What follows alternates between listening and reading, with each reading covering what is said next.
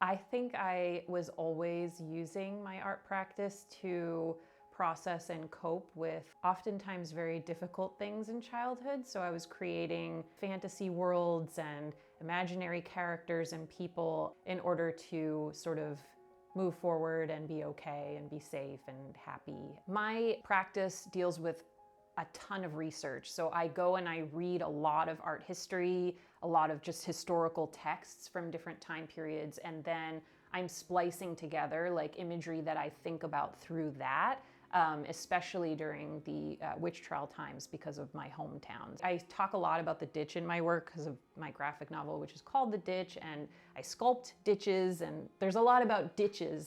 But really it's a metaphor for like these kind of dark places that we can get ourselves in or that have been shaped for us throughout like our childhood, early childhood development and things like that.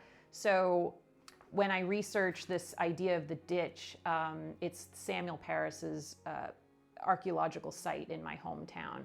But I use that as my own archaeological site. So it's actually using not just like with reading and researching, but living and experiencing like within an environment, within a place, and actually needing to, I guess, like heal trauma or cope with these kind of realities of what happened in the town to others or to myself, and then using that to get out. I start just by having like a daily drawing practice. So I get up in the morning and I do remote fitness with my dad. We do fitness, but while we're going for a walk together, I'm sharing with him a lot about my day, about myself. Like it's almost like I'm not a therapist, but like he and I do therapy together, kind of.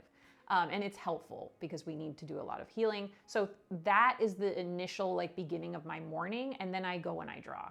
So I'm not illustrating the stuff that he and I are talking about, but these kind of images and characters like come out based on a lot of maybe things that I talk about with him, things that I'm ruminating on, memories. So what has been happening is that I end up creating around like 200 to 300 ceramic pieces for one iteration of a character. So Fisherman, that whole idea of like, well, what props, what objects does he use? I was using my drawing practice to inform what objects he used or that he owned or that he made. And the whole concept of these different characters, like Fisherman still exists, like he didn't die, so he can be resurrected like throughout my lifetime.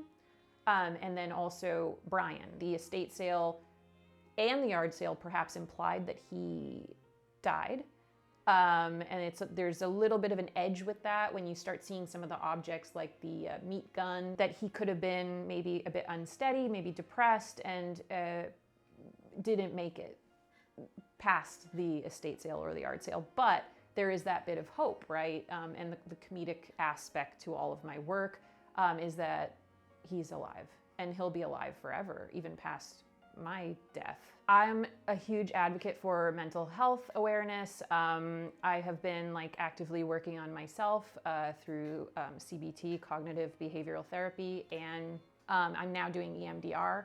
So all of these things are very, very important for my art practice, and they really go hand in hand. So the kinds of things that I'm coping with complex trauma, it's all going into this work, and my work informs my therapy sessions as well. There's just a lot of like human psychology spliced within all of this, and it's like super productive and healthy for me. And also like, I mean, I've shared my graphic novels like with my therapist, and so she sees what's going on and where I'm processing things. And that first graphic novel shows this character, which I removed all of her clothes on purpose. I was like, listen, if I'm gonna deal with myself, I need to remove everything. I want to expose completely, like, who is this person? Who am I?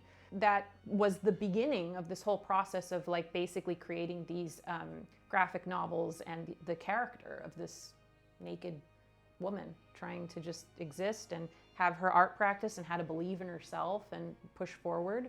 I think that my hope is that people have some kind of reaction.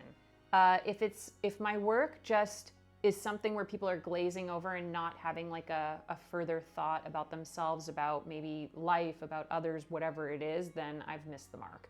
I never want to make work that doesn't provoke thought in some way. But I also don't want to leave somebody feeling hopeless. You know, when I was setting up these booths outside in my community, I really liked how people would have some reaction, and oftentimes they would have been maybe uncomfortable, but then they would have like had some kind of a conversation with me about something. I would say the best part of the practice is having that kind of human interaction and not just being so isolated creating all of this.